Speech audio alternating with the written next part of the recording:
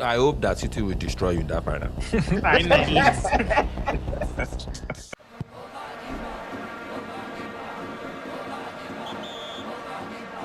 Hello, everyone. Welcome back to Over the Bar podcast.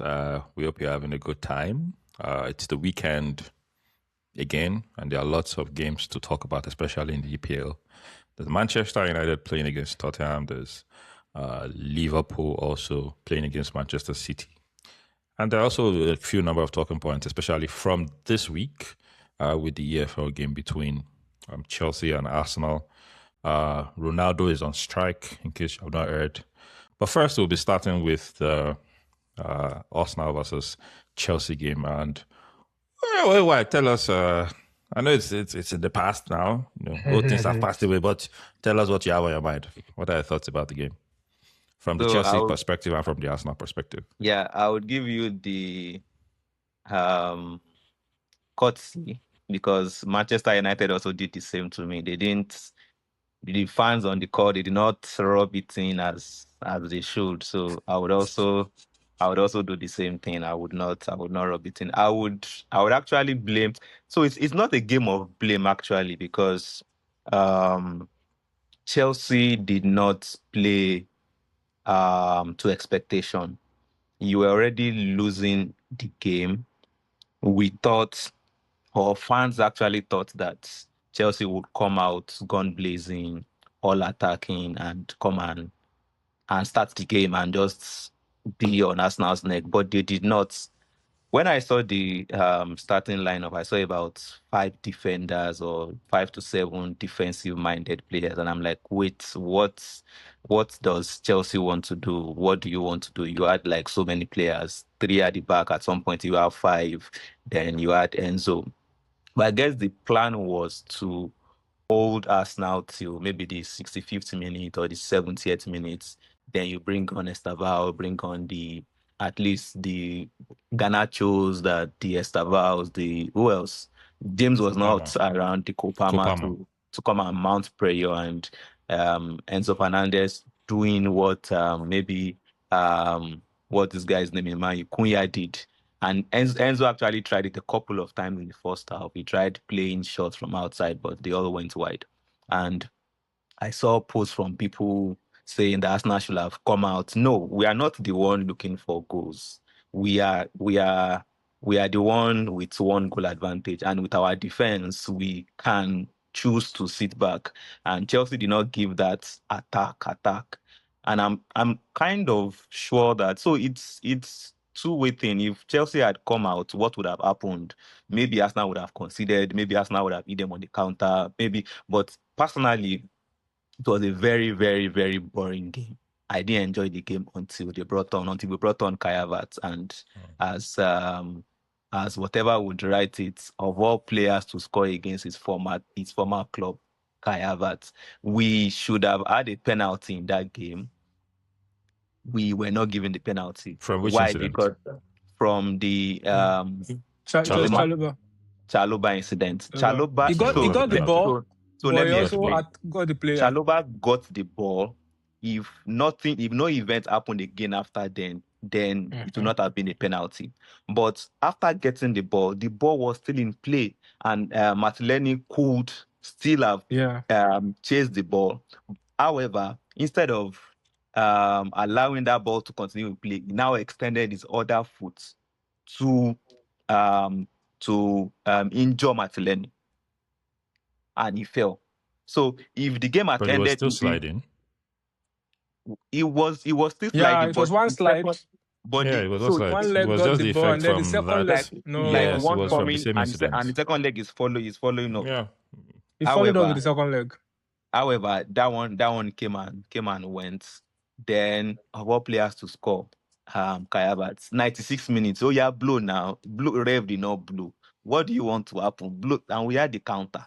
The counter happened. I was like, is this actually going to happen? Are we going to beat Chelsea home and away?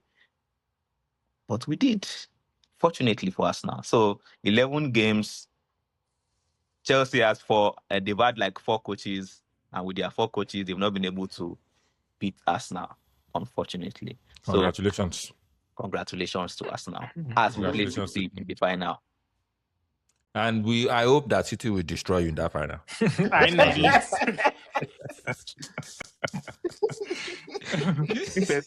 it. Road to one. City will destroy you in that final. Yes, Cristiano Ronaldo is on strike. But before we get to that one, Brian, you tell us what we know about that story. Just during the week, Karim Benzema moved to Al Hilal, and then he has started his reign with a hat-trick, 3 goals in the first game. And allegedly, this is one of the reasons why Ronaldo, has been at loggerheads with the club. Their transfer policy doesn't make sense and all of that. So, Brown, tell us, what do you know? Cristiano Ronaldo on strike. I mean, speaking to the Ronaldo situation, right? First of all, it's important to also mention how important he has been to the game of football over the last couple of years. I mean, he's arguably one of the greatest players of all time, right? So yes, kudos to Ronaldo. He has done quite a bit for the game. But in relation to this Al-Nassr situation, right? If you remember, he was given a new contract last year that is going to expire in 2027 with fantastic money and all that. So I mean, today we know the Saudi Pro League because Ronaldo made that move.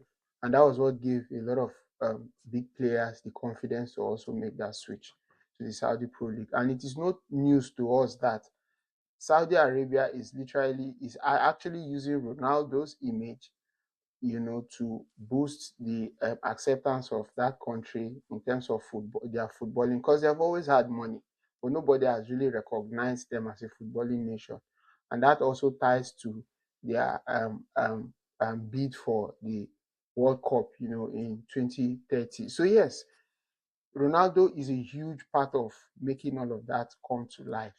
Now, before this new contract was signed, it is also very important to mention that there perhaps may have been things that must have been said in the background, before this humongous contract was signed. And I want to think that Ronaldo is not a player that is overly worried about the finances, because in his award, when he got the award at the Globe Soccer Award, he did mention that when he was asked what is his goal, he did mention that what is more important to him is winning a trophy and also hitting the 1,000 goal mark. Now, hitting the 1,000 goal mark is one thing. Winning a trophy is another thing. Now, Saudi Pro League, that is, currently, Ronaldo's protest goes back to the idea that he feels he's not giving his club, Al-Nassr, is not giving the backing that it should get in order for them to win the Saudi Pro League. And then it is also important to mention that PIF, which is the Public Investment Fund, owns about four of these clubs in the top division in the Saudi Pro League. You mentioned Al-Nassr, you mentioned Al-Ittihad, the former club of Karim Benzema. You mentioned Al Ahly, where Mahrez played. And now, when you look at all of these clubs, right, including Al Hilal, who are the immediate past champions, when you look at all of these clubs, nearly all of them have won something. The Al Ahly, where Mahrez played, they have won the Asian Champions League during the time that Ronaldo was there. If you look at Al Hilal rather, they have won the Saudi Pro League at least one time since Ronaldo made that move, at least twice since Ronaldo made that move, because even Neymar, who didn't even play up to 5 matches in a season, won the Saudi Pro League with Al Hilal. And then you look at Al Ittihad, where Benzema and N'Golo Kante played, right? They have also won the Saudi Pro League.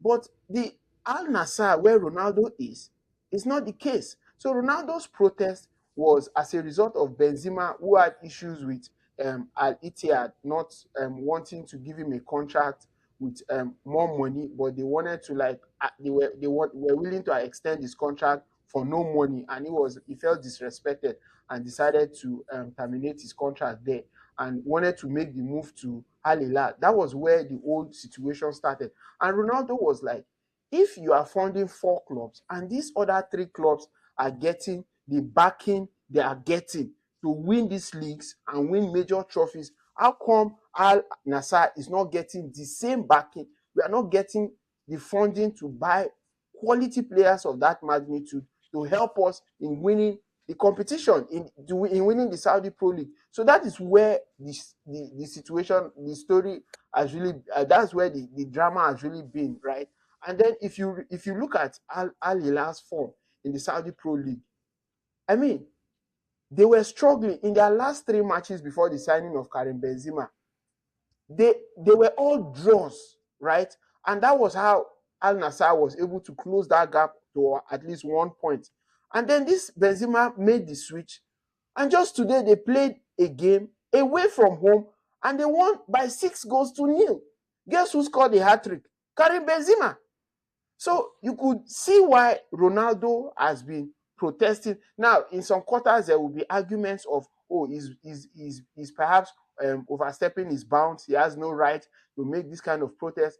But then again, it goes back to what I mentioned earlier. It is important to also note that perhaps one of the things that may have been said behind the scenes before this new contract was entered into between club and player is winning trophies, getting the backing they should get to win this trophy. And I think that is one of the most important things to Ronaldo, at least winning the Saudi Pro League with Al-Nassr. So yeah, that's what the situation is. And I just honestly see reasons why he would want to make that push. And trust me, if Ronaldo leaves the Saudi Pro League, it is not going to have the kind of fame he currently has. Because there has also been news that even after retirement, Saudi Arabia is willing to give Ronaldo an ambassadorial role where he's able to at least be an ambassador of the country.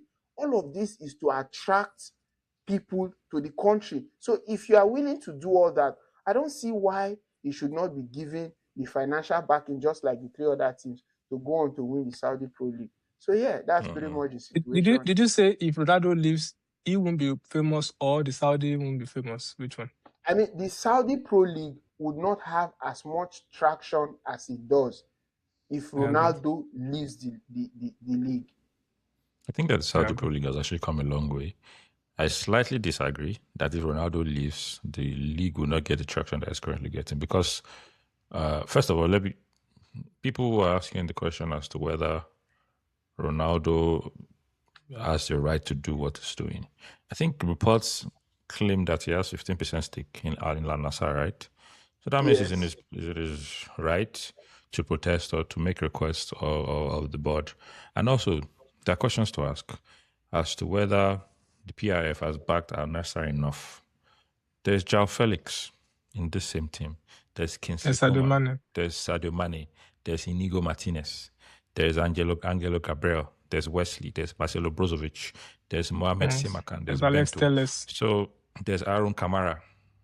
So what is is it the quality of players here that is the issue or what? But yeah, I mean, it is the I quality guess. of players. Because if you put, for instance, the goalkeeping position side by side, Al Hilal poses the best goalkeeper in the league in Bono. That is not the case for Al-Nassr. I mean, they have changed goalkeepers at least twice in the last 3 years because of goalkeeping issues. So the quality of players is the challenge, not the signing.